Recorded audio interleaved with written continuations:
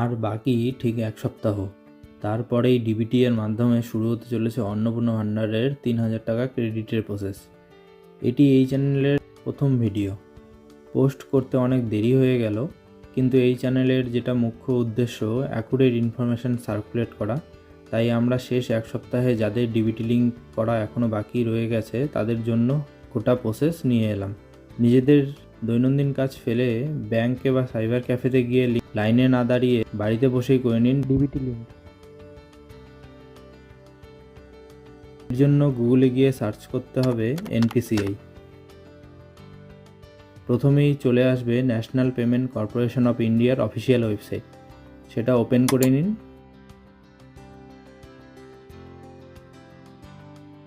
ভারত আধার seeding এনেবেলার অপশনটি খুঁজে পাবেন কাস্টমার ট্যাবে।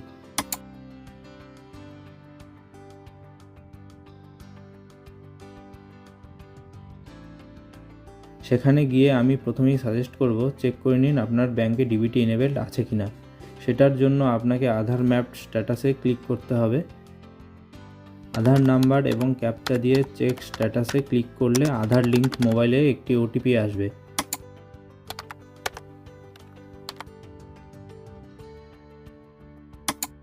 সেটা এখানে এন্টার করে কনফার্ম করলেই জেনে যাবেন আপনার আধার ম্যাপিং স্ট্যাটাসে ডিবিটি এনেবেলড আছে কিনা।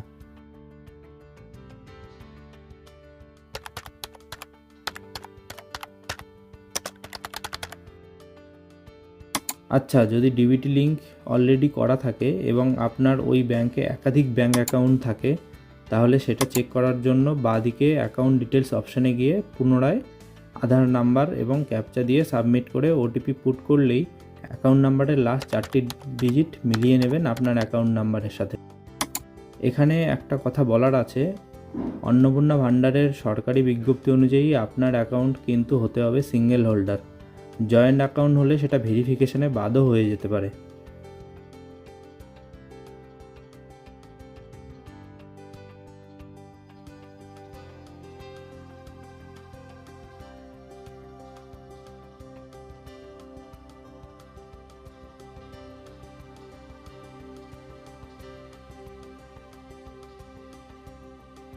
ফাইনালি যদি আপনার আধার এবং ব্যাংক অ্যাকাউন্ট ম্যাপিং না করা থাকে, তাহলে আপনাকে বাঁদিকে মেনু অপশানে সিলেক্ট করতে হবে আধার সিডিং ডিসিডিং অপশানটি। এখানে আধার নাম্বার দিন।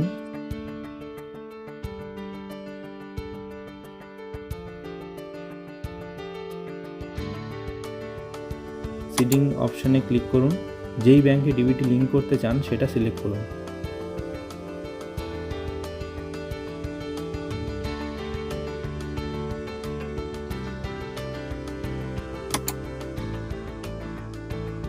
এবার আসি সিডিং টাইপে। যদি আপনার ডিবিটি এনেবেল না থাকে তাহলে আপনি ফ্রেশ সিডিংয়ে ক্লিক করুন। যদি আপনার একই ব্যাংকে দুটো বা তার বেশি অ্যাকাউন্ট থাকে তাহলে সেকেন্ড অপশনটি ক্লিক করুন। আর যদি আপনার যেই ব্যাংকে ডিবিটি লিঙ্কটা আছে সেটা চেঞ্জ করে অন্য অ্যাকাউন্টে লিঙ্ক করতে চান তাহলে তৃতীয় অপশনটি সিলেক্ট করুন।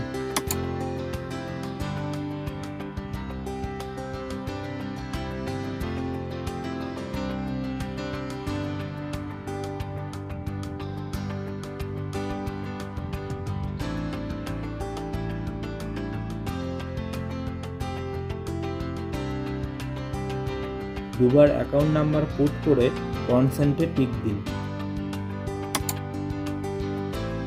ক্যাপচা দিয়ে টার্মস অ্যান্ড কন্ডিশনস স্ক্রল করে অ্যাকসেপ্ট করে এগ্রি অ্যান্ড কন্টিনিউতে ক্লিক করলেই ওটিপি চলে আসবে।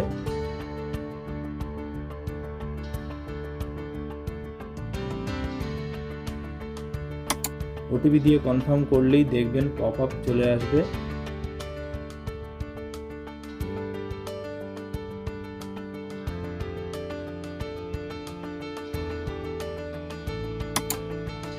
সেটা কনফার্ম করলেই ডিবিটি লিঙ্ক হয়ে যাবে।